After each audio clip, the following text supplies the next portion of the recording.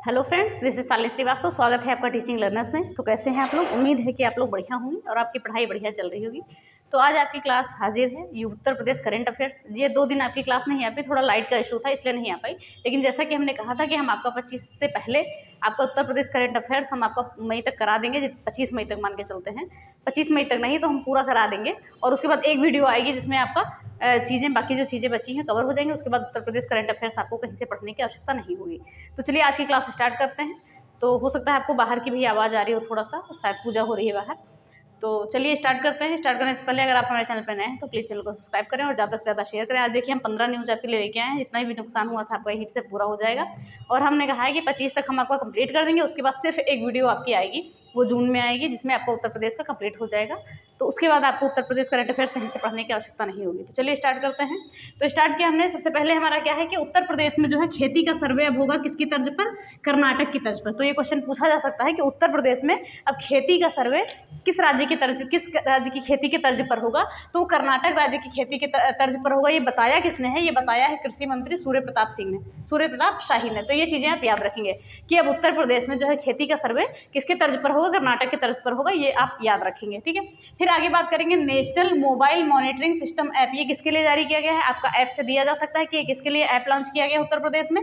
तो national mobile monitoring system app ये जो है उत्तर प्रदेश में मनरेगा में पारदर्शिता लाने के लिए जो है लॉन्च किया गया। उसमें ये किया गया है कि लोगों की हाजिरी कैसी है, 100% है कि नहीं है।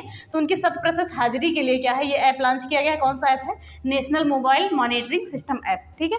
तो ये चीज़ें हो गई। अभी हम एक बार और रिवाइज कर लेंगे और जल्दी से हम कवर करने की कोशिश करेंगे। फिर हम बात कर रहे हैं सेल्फ सस्टेनेबल मॉडल जो है ये तैयार किसके लिए किया गया है? उत्तर प्रदेश में गौशालाओं के लिए तैयार किया गया है। गायों से जो है इनके लिए तैयार किया गया है। थोड़ी सी अर्थव्यवस्था पर भी इसका प्रभाव पड़ेगा, ठीक है।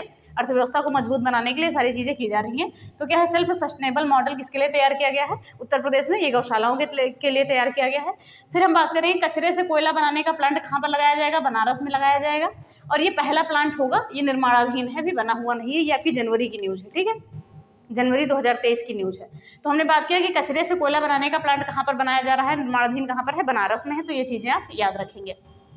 फिर बात करेंगे कि उत्तर प्रदेश में वेब सीरीज पर सब्सिडी की हम बात करें तो वेब सीरीज पर जो है लागत का 50% सब्सिडी देगी उत्तर प्रदेश सरकार, और वेब फिल्मों की लागत पर देगी 25% सब्सिडी देगी। तो ये चीज़ें आप याद रखेंगे। और ये कब कहा गया है कि मुंबई जब दौरे पर गए थे मुख्यमंत्री जी, वहाँ पे बैठक हुई थी। तो वहाँ पे मुख्यमंत्री जी ने जो है उत्तर प्रदेश को most film friendly state in India के तौर पर प्रमोट भी किया है। तो याद रखिए, ये क्वेश्चन अलग से बनता है कि most film friendly state in India कौन है? तो उत्तर प्रदेश है। ये भी आप याद रखेंगे। और यहाँ पर जब बैठक हुई थी, ये बैठक किसके बीच हुई थी? मुख्यमंत्री जी थे और जितने भी निर्देशक थे और ये सारे लोग थे, डायरेक्टर थे, ये सारी चीज़ें थी। तो यही सारी चीज़ें थी, ठीक है। तो बात करेंगे यूपी में वेब सीरीज पर सब्सिडी कितनी मिलेगी? 50% मिलेगी। और फिल्मों की लागत पर, वेब फिल्मों की लागत पर कितनी मिलेगी? 25% की सब्सिडी मिलेगी। और सीएम ने जो है मुंबई में उत्तर प्रदेश को most film friendly state in India के तौर पर क्या किया है? प्रमोट किया है। तो इतनी चीज़ों को आप याद रखेंगे।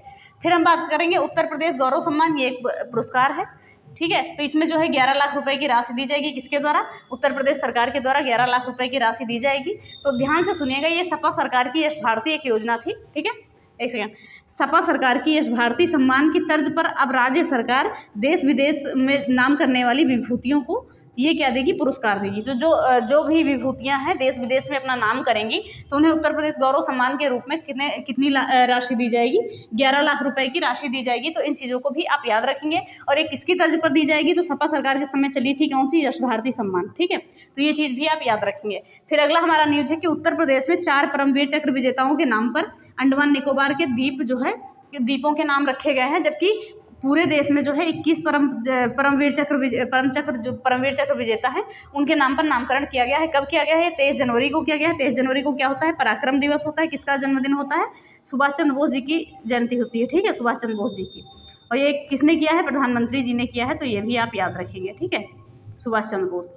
तो अगर पूछा जाए कि देश के कुल कितने परमवीर चक्र विजेताओं के नाम पर द्वीपों के नाम रखे गए हैं, तो 21 और उत्तर प्रदेश के 4। तो ये संख्या आपको याद रखनी है। फिर आगे हम बात करते हैं कि देश में सर्वाधिक बिजली कनेक्शन वाला राज्य कौन सा बन गया है? उत्तर प्रदेश बन गया है। देश में सर्वाधिक बिजली कनेक्शन वाला राज्य उत्तर प्रदेश बन गया है। यहाँ पर कहा गया है कि 8 साल में 47 करोड़ नए बिजली कनेक्शन दिए गए हैं उत्तर प्रदेश में, ऐसी बातें कही गई है। तो ये चीज़ भी आप याद रखेंगे। फिर हम बात कर रहे हैं बुलंदशहर खुर्जा के 55 गाँव शामिल है किसमें? ईडा में, ठीक है। ईडा में क्या है, 55 गांव शामिल है। ईडा क्या है, यमुना एक्सप्रेसवे औद्योगिक विकास प्राधिकरण, ठीक है। तो क्या है, बुलंदशहर और खुर्जा के 55 गांव किसमें शामिल है, ईडा में शामिल है, याद रखिएगा। और ईडा का फुल फॉर्म हमने क्या लिखा है, यमुना एक्सप्रेसवे औद्योगिक विकास प्राधिकरण, ठीक है। तो ये सारी चीजें हो गई। फिर आगे हम देखते हैं, अगला क्वेश्चन हमारा है उत्तर प्रदेश के जो है आंवला और फूलपुर, ठीक है। आंवला और फूलपुर में इफ्को के नैनो यूरिया तरल संयंत्रों का उद्घाटन किया गया है। और ये किसने किया है, ये केंद्रीय रसायन और उर्वरक मंत्री मनसुख मंडाविया ने किया है। इतना चीजें याद रखेंगे। तो हम क्या देखेंगे कि उत्तर प्रदेश के आंवला और फूलपुर में इफ्को के नैनो यूरिया तरल संयंत्र का उद्घाटन किया गया है। किसके द्वारा किया गया है, ये मनसुख मंडाविया के द्वारा। क्वेश्चन कैसे बन सकता है कि इफ्को के नैनो यूरिया तरल संयंत्र का उद्घाटन कहाँ पर किया गया है, तो कहाँ पर किया गया है, आंवला और फूलपुर में। आपके लिए क्वेश्चन है कि उत्तर प्रदेश में आंवले का उत्पादन सर्वाधिक कहाँ पर होता है, ठीक है। फिर आगे एक योजना आती है आपकी मुख्यमंत्री सड़क सुधार योजना। इसमें जो है 1000 करोड़ का आवंटन किया गया है, 1000 करोड़ रुपए दिए गए हैं। और इसमें क्या है, सड़क से सुधार से संबंधित है। तो बस आपसे यही पूछा जाएगा कि मुख्यमंत्री सड़क सुधार योजना कहाँ पर शुरू की गई है, तो ये आपकी उत्तर प्रदेश में शुरू की गई है। और कितने रुपए की लागत इसमें लगाई गई है, यानी कि कितने रुपए इसके लिए आवंटित किए गए हैं, तो 1000 करोड़ रुपए आवंटित किए गए हैं। तो इन चीज़ों को भी आप ध्यान में रखेंगे। फिर हम बात करेंगे उत्तर प्रदेश के बलिया में, ठीक है। उत्तर प्रदेश के बलिया में 7 राष्ट्रीय राजमार्ग परियोजनाओं का उद्घाटन किया गया है। और बलिया का गांव कौन सा था, चितबड़ा गांव था। और रुपए कितने आवंटित किए गए हैं, 6500 करोड़ रुपए आवंटित किए गए हैं। तो इन चीज़ों को भी आप याद रखेंगे, ओके।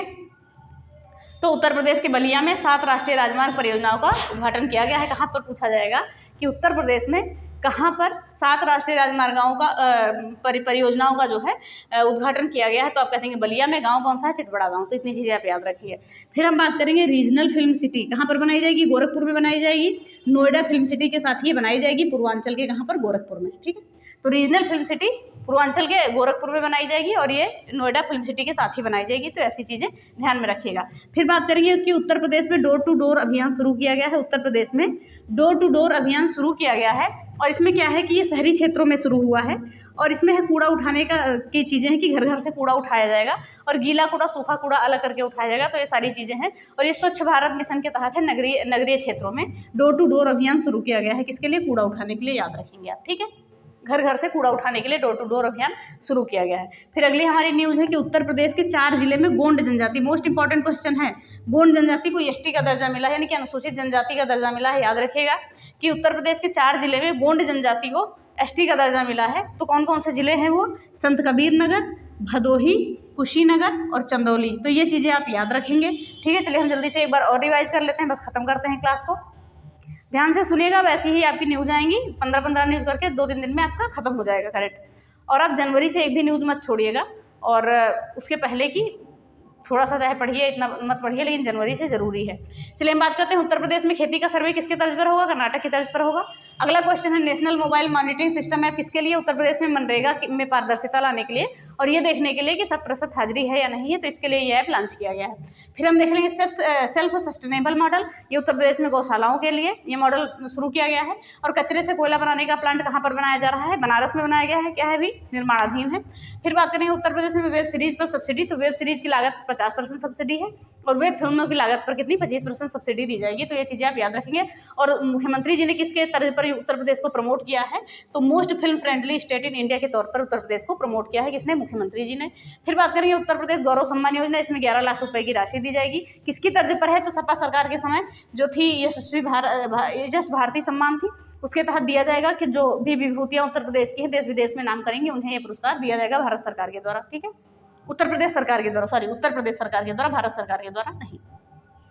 फिर उत्तर प्रदेश के 4 परमवीर चक्र विजेताओं के नाम पर अंडमान निकोबार के द्वीप रखे गए। अगर पूछा जाए कि पूरे देश में, तो पूरे देश में 21 लोगों के नाम पर, ठीक है। तो चलिए ये चीज़ें हो गई। फिर हम बात करेंगे कि देश में सर्वाधिक बिजली कनेक्शन वाला राज्य कौन सा बना है, तो ये उत्तर प्रदेश बना है। 8 सालों में 47 करोड़ घरों में बिजली दी गई है, कनेक्शन दिए गए हैं। तो ये चीज़ें याद रखिएगा। फिर बात करेंगे बुलंदशहर खुर्जा के 55 गाँव शामिल हो गए हैं किसमें, ईडा में। ईडा क्या है, यमुना एक्सप्रेसवे औद्योगिक विकास प्राधिकरण, याद रखेंगे आप। फिर बात करेंगे उत्तर प्रदेश के आंवला और फूलपुर में इफ्को के नैनो यूरिया तरल संयंत्रों का उद्घाटन किया गया है। किसने किया, मनसुख मंडाविया ने किया है। कौन मंत्री हैं, केंद्रीय रसायन और उर्वरक मंत्री हैं। फिर बात करेंगे मुख्यमंत्री सड़क सुधार योजना, इसके लिए कितने रुपए आवंटित किए गए हैं, 1000 करोड़ रुपए आवंटित किए गए हैं। कहाँ की योजना है, उत्तर प्रदेश की योजना है। ये चीज़ें आप याद रखेंगे। फिर बात करेंगे हम फिर बात करेंगे हम कि उत्तर प्रदेश में बलिया में 7 राष्ट्रीय राजमार्ग परियोजनाओं का उद्घाटन किया गया है। आवंटित किए कितने गए हैं? 6500 करोड़ रुपए। और किस गांव में? बलिया के चितवड़ा गांव में ये जो है परियोजनाएं शुरू की गई हैं। फिर बात करेंगे रीजनल फिल्म सिटी। तो रीजनल फिल्म सिटी जो है गोरखपुर में बनाई जाएगी। नोएडा फिल्म सिटी के साथ ही पूर्वांचल में कहाँ पर बनाई जाएगी? गोरखपुर में बनाई जाएगी। फिर बात करेंगे डोर टू डोर अभियान, यानी कूड़ा उठाने के लिए शहरी क्षेत्र में घर घर कूड़ा उठाने के लिए अभियान शुरू किया गया है स्वच्छ भारत मिशन के तहत। ठीक है। फिर बात करेंगे उत्तर प्रदेश के 4 जिलों में गोंड जनजाति को एसटी का दर्जा दिया गया है। तो गोंड जनजाति को एसटी का दर्जा किस किस जिले में दिया गया है? संत कबीर नगर, भदोही, कुशीनगर और चंदौली। ठीक है। तो ये हो गई आपकी आज की न्यूज़। लगभग 15 न्यूज़ है। इसमें हमने जनवरी और फरवरी को कवर किया है। ठीक है। जनवरी, फरवरी और शायद मार्च भी हमने लिया है। तो ये चीज़ें आप याद रखिएगा। ठीक है। और ये चीज़ें तो आप बिल्कुल भी इसको अच्छे से पढ़िएगा और पीछे भी जो हमने पढ़ाया है उसको भी अच्छे से पढ़िएगा, छोड़िएगा नहीं। सारी चीज़ें इंपॉर्टेंट हैं आपके लिए। और अब जो आपकी आएंगी सभी खबरें, तो सभी खबरें आपकी जनवरी के बाद की ही आएंगी। ठीक है, क्योंकि यहीं से आपके ज़्यादा क्वेश्चन बनेंगे। तो चलिए, इसी के साथ ये वीडियो खत्म होती है। तो अगर वीडियो पसंद आई है तो प्लीज़ वीडियो को लाइक करें, शेयर करें और चैनल को सब्सक्राइब करें।